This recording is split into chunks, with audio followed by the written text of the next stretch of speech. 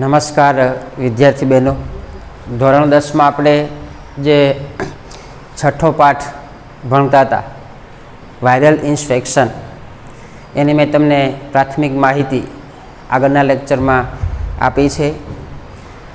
Viral infection એટલે viral એટલે એક પ્રકારનો ચેપી રોગ, એક પ્રકારના જે જીવાણુ છે, જે કીટાણુઓ છે, એ કીટાણુ અને ઇન્ફેક્શન એટલે ચેપ લાગવો, સંક્રમણ થવું.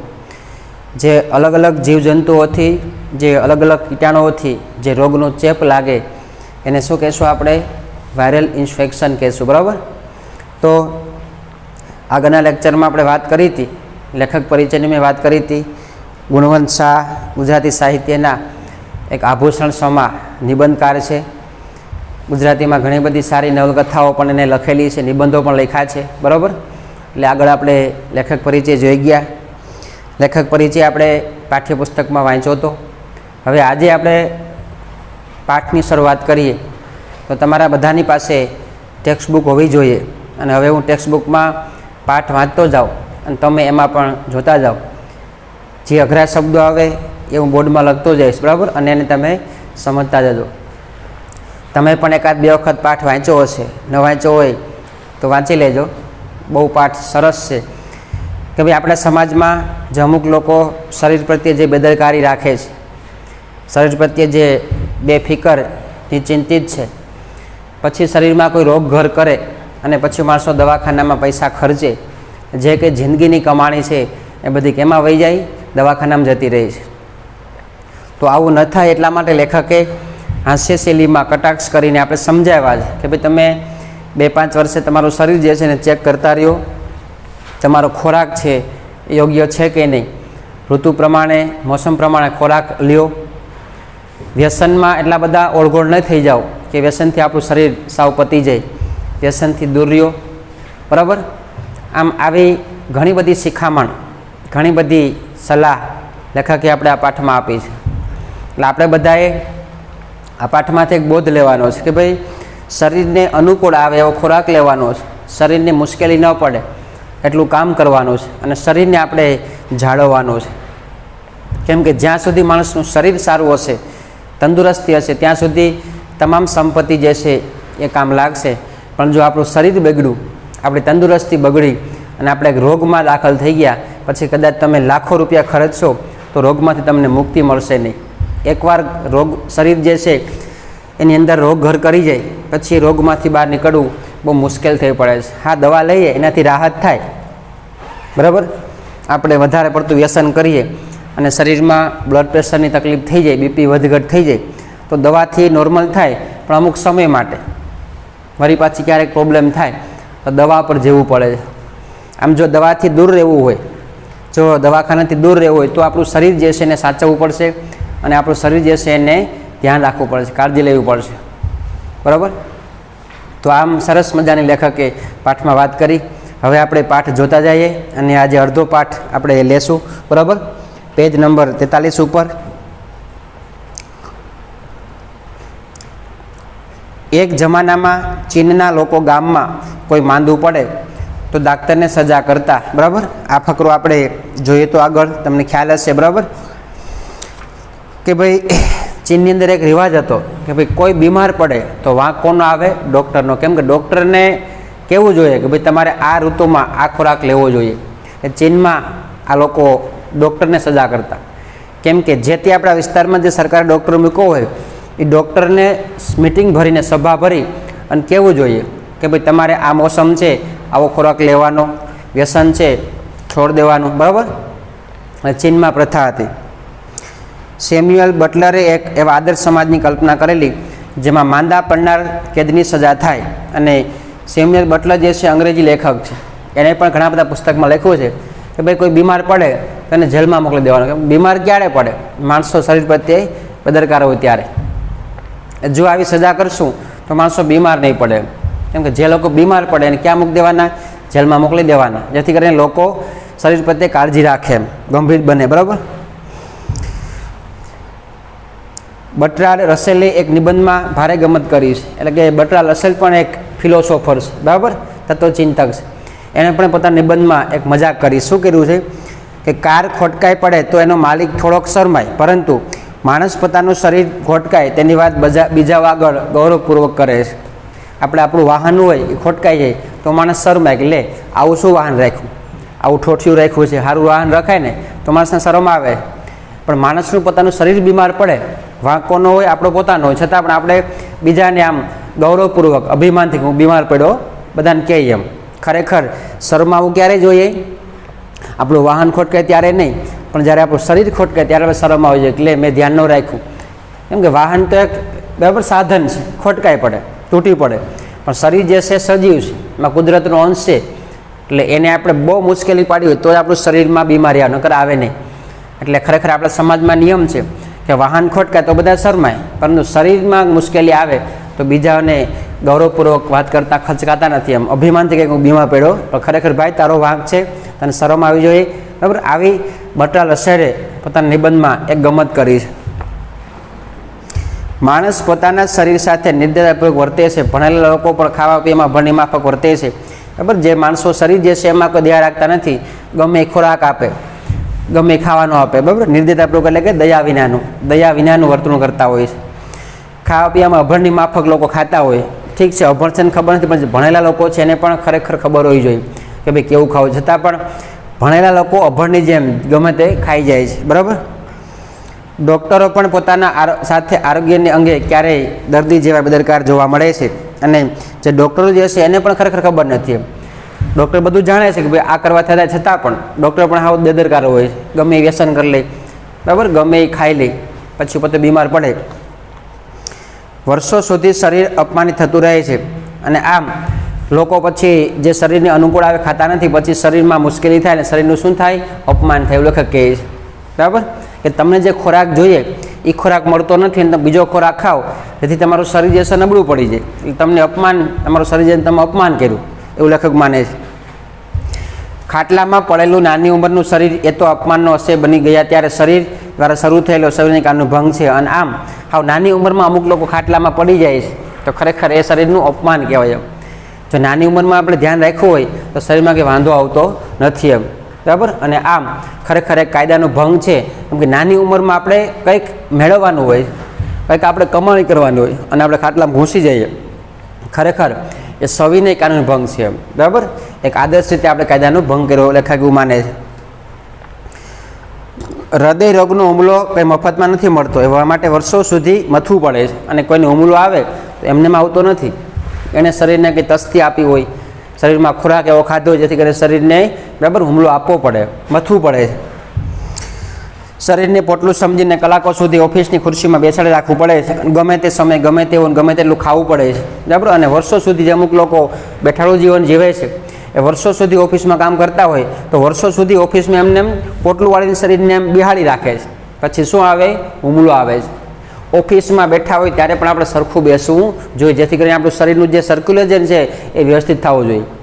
આ તો આપણે આમ પોટલું વળીને પડીએ ખુરશીમાં તો શરીરમાં જે લોહી પરિભ્રમણ જે થતું નથી, અને એને કારણે ક્યાંક લોહી પહોંચે નહીં, પછી હુમલો આવી જાય છે. આમ વર્ષો સુધી શરીરને લોકો તસ્તી આપે પછી હુમલો આવે, એમને આવતો નથી. એમ એટલે વાંક કોનો છે? ખરેખર માણસનો પોતાનો વાંક છે. જો એણે શરીરને સારું રાખ્યું હોત, શરીરનું ધ્યાન રાખ્યું હોત ઓફિસમાં પણ, તો વાંધો આવતો નથી. આમ લેખક ગમત કરે છે. બરાબર, ગમે તેવું ગમે તેટલું ખાવું પડે. હૃદય રોગના હુમલા વખતે માણસને પરસેવો છૂટી જાય છે, અને હુમલો આવે ત્યારે માણસના શરીરમાં પરસેવો છૂટી જાય. કેમ કે હુમલો ક્યારે આવે? હૃદય બંધ પડે ત્યારે, હૃદયને લોહીને ધક્કો મારવા મુશ્કેલી પડે ત્યારે શરીરમાં પરસેવો થઈ જાય છે. નકર આ હૃદયનું કામ શું છે કે આખા શરીરમાં મસ્તકથી પગ સુધી આખા શરીરમાં લોહીનું પરિભ્રમણ કરવું, જેથી કરીને લોહી બદલા કરે, એટલે લોહી ઠંડુ પડતું નથી. એમ ધીમે ધીમે હૃદય નબળું પડે એટલે લોહીનું પરિભ્રમણ અટકી જાય છે, પછી લોહી ધીમે ધીમે જામવા માંડે, ગઠ્ઠા થવા માંડે, પછી નળી જે છે બ્લોક થઈ જાય અને મુશ્કેલી પડે છે. બરાબર, જીવનમાં કદી પણ પરસેવો નથી વેડ્યો, તેથી શરીરે પોતાના માલિકને કરેલો ક્રૂર કટાક્ષ ગણાય. અને આમ અમુક લોકો કામ કરતા હોય, ઓફિસમાં બેઠા હોય, એસી ઓફિસમાં બેઠા હોય, આખી જિંદગી કદી પરસેવો ન વેડ્યો હોય, પણ જ્યારે હુમલો આવે ત્યારે પરસેવો વળે છે. ખરેખર એક ક્રૂર કટાક્ષ છે. એમ બરાબર, એક આમ ઘાતકી હુમલો ગણાય. કેમ કે આખી જિંદગી કામ કર્યું પણ પરસેવો વળ્યો નથી. પરસેવો ક્યારે વળે? હુમલો આવે ત્યારે. બરાબર, આમ લેખક મજાક કરે છે.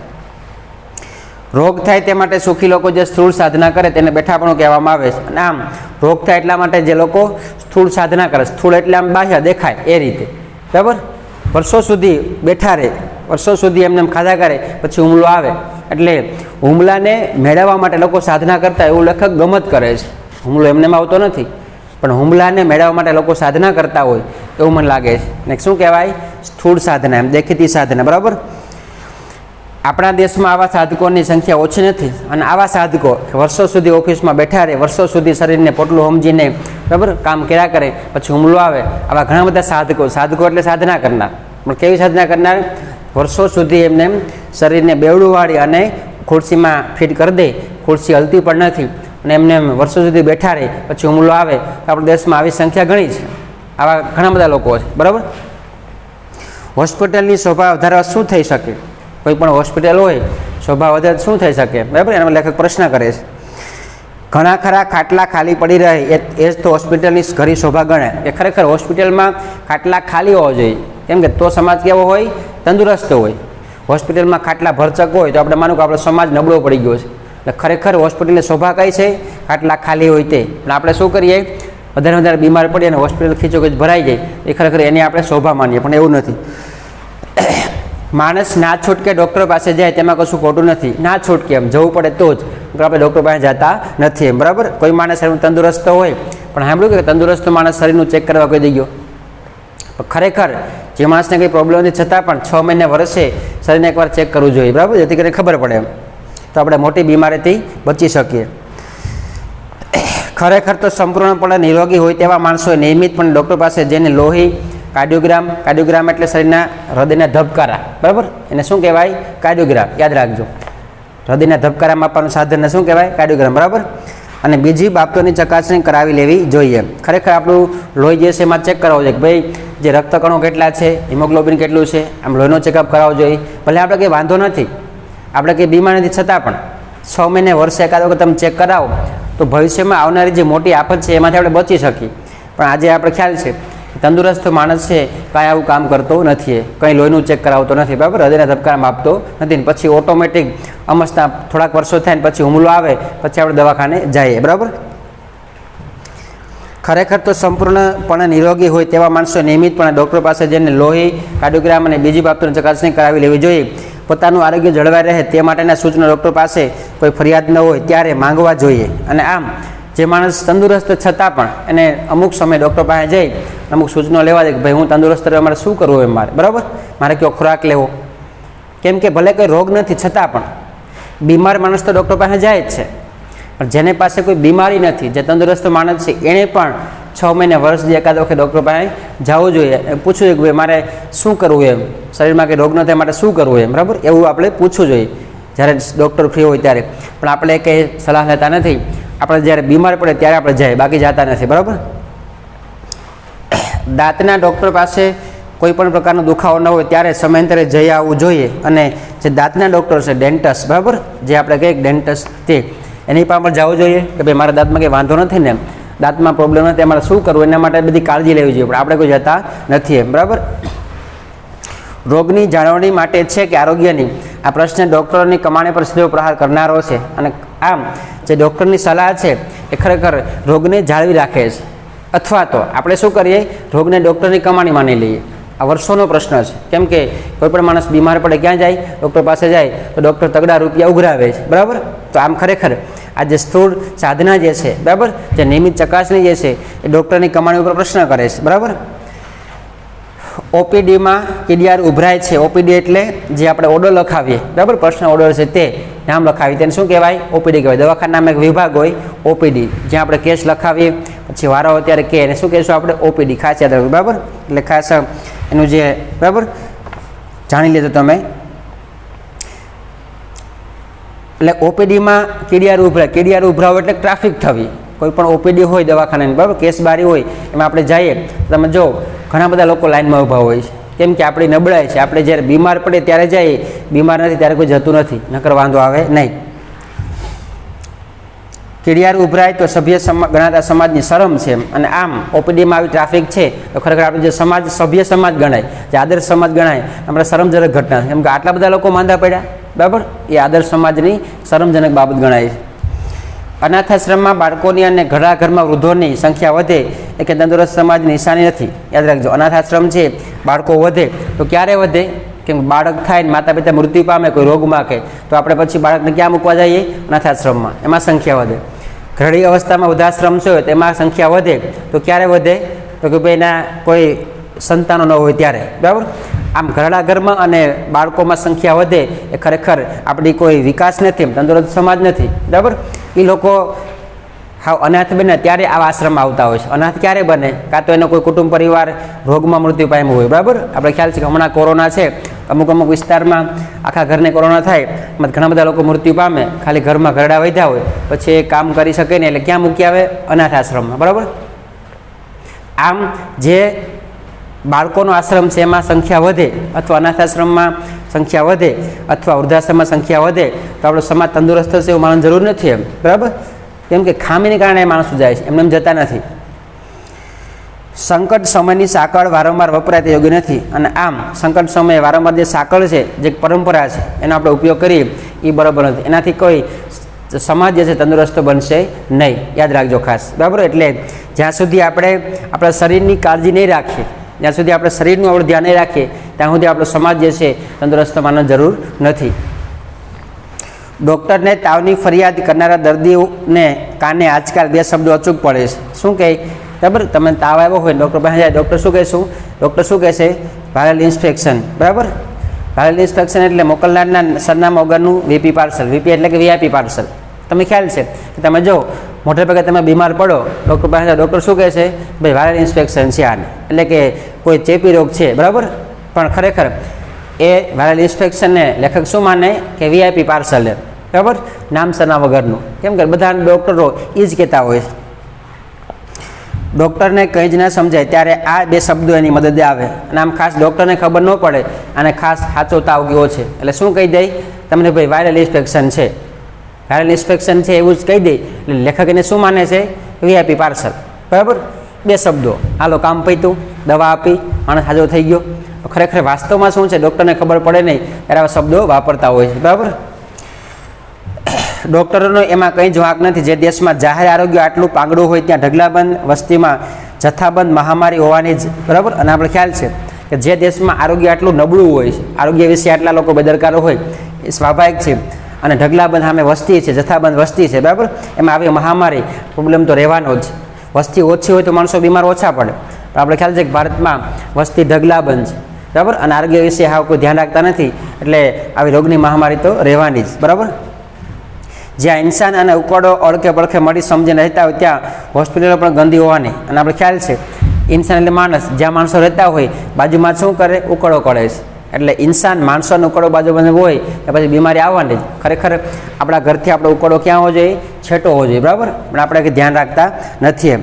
અને હોસ્પિટલમાં પણ ગંદવાળો હોય.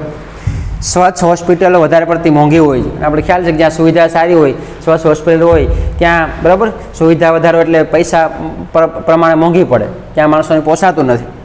આપણે ખ્યાલ છે કે સરકારી હોસ્પિટલ હોય ત્યાં બહુ ચોખ્ખાઈ હોતી નથી એટલી બધી જેટલી પ્રાઇવેટમાં હોય છે. પણ પ્રાઇવેટમાં હાટે બિલ મોટું આવે, સરકારીમાં ફ્રીમાં સારવાર થાય. બરાબર, સ્વચ્છ હોસ્પિટલમાં લીલા પાટિયા પર સુંદર લખાણ અવતરણ હોય છે જે થોડા દિવસે બદલાતું રહે છે. અને આમ જ્યાં પ્રાઇવેટ હોસ્પિટલ છે એમાં પાટિયા ઉપર અમુક કેસના ભાવ, ઓપીડીના ભાવ લખેલા હોય છે કે જે 6 મહિને બદલાઈ જાય, ભાવ વધારે જાય. બરાબર, એટલે આમ જે હોસ્પિટલ સુવિધા આપે છે, જે હોસ્પિટલની અંદર વધારે પડતી બરાબર સવલત આવે એમાં દર 6 મહિને ભાવ બદલતા હોય છે. આમ લીલા પાટિયા પર લખેલું હોય કે ઓપીડીના 200 રૂપિયા, બરાબર, ઇમરજન્સી ચાર્જના 500 રૂપિયા. સ્વાભાવિક છે કે જે લોકો સવલત આપે એને બદલાવવું પડે, ખર્ચામાં વધે એટલે, પણ એ માણસોને પોસાતું નથી એમ. બરાબર, તો આજના લેક્ચરમાં આપણે અહીં સુધી રાખીએ. હવે અડધો પાઠ બાકી છે એ પછી લેક્ચરમાં આપણે લેશું. બરાબર, તમે પણ એકાદ વખત પાઠ વ્યવસ્થિત વાંચી લેજો અને જે અમુક અઘરા શબ્દો જે છે એ તમને હું પાછી માહિતી આપી દઉં. બરાબર, ખાસ યાદ રાખજો. જો આમાં શબ્દો છે પહેલાં સેમ્યુઅલ બટલર, તો એક અંગ્રેજી લેખક છે. પછી બર્ટ્રાન્ડ રસેલ, એક તત્વજ્ઞાન ફિલોસોફર છે. બરાબર, પછી નિર્દયતાપૂર્વક એટલે દયા ના આવે તેવું યાદ રાખજો ખાસ. બરાબર, અને હાર્ટ એટેક એટલે કે હૃદયનો રોગનો હુમલો. અમુક જે શબ્દો જે છે એ કાર્ડિયોગ્રામ એટલે હૃદયના ધબકારા માપવાનું સાધન, બરાબર. તો આ અઘરા શબ્દો છે ટીક કરી અને બાજુમાં એનો અર્થ લખી નાખજો. તમે પણ એકાદ વખત બે વખત પાઠ વાંચશો એટલે આવડી જશે, વાંધો આવશે નહીં. અસ્તુ.